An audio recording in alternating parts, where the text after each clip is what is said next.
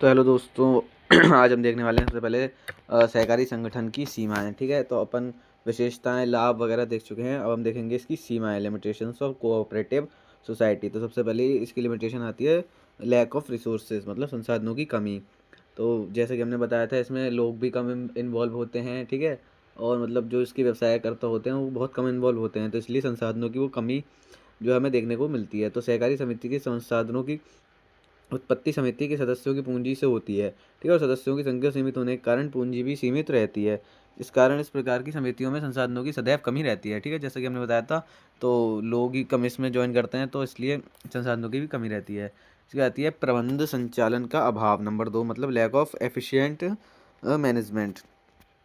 तो पूंजी एवं लाभ की मात्रा सीमित होने के कारण सहकारी समितियों अधिक वेतन भी नहीं दे पाती हैं। ठीक है, ऑब्वियस सी बात है, जिस कारण उन्हें कुशल प्रबंधक नहीं मिल पाते हैं।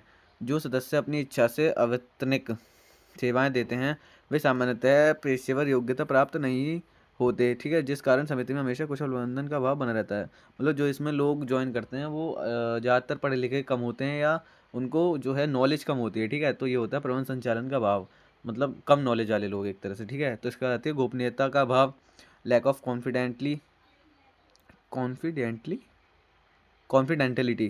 ठीक है, सहकारी समिति का कल्याणकारी उद्देश्य होने के कारण सभी बिंदुओं पर खुलकर चर्चा होती है। ठीक है, और किसी प्रकार की जानकारी किसी भी तरह से छुपी नहीं होती, जिसके परिणाम स्वरूप सहकारी समिति में गोपनीयता जरा भी नहीं होती। ठीक है, तो होती है गोपनीयता का अभाव। इसके बाद आती है सदस्यों में मतभेद।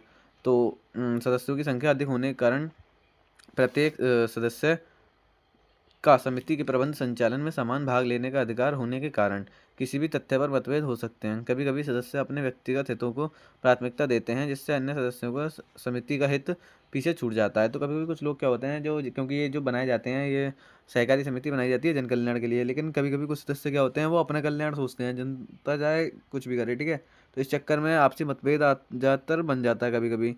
ठीक है, तो होता है सदस्यों में मतभेद। इसका आती है सरकारी नियंत्रण, मतलब गवर्नमेंट कंट्रोल। तो सहकारी समितियों को अनेक सुविधाएं देने के साथ साथ अपना प्रभावी नियंत्रण भी रखती है सरकार। ठीक है, जिस कारण इन्हें स्वतंत्र रूप से कार्य करने पर निर्णय लेने में अधिक कठिनाई होती है, क्योंकि सरकार अब भाई इन्हें लोन देगी, इनको पैसा देगी, इनको रिसोर्सेज देगी, तो उस वजह से वो नियंत्रण भी रखती है सरकार। ठीक है, तो ये इसके 5 थे मुख्य मुख्य लिमिटेशंस बोले तो, सीमाएं। ठीक है, नेक्स्ट वीडियो में हम देखेंगे सहकारी समिति के प्रकार, मतलब कितनी प्रकार की सहकारी समिति होती है, उनके उद्देश्य विशेषताएं। ठीक है, उन पर नज़र डालेंगे। ठीक है, लाइक करना मत भूलिएगा शॉर्ट को।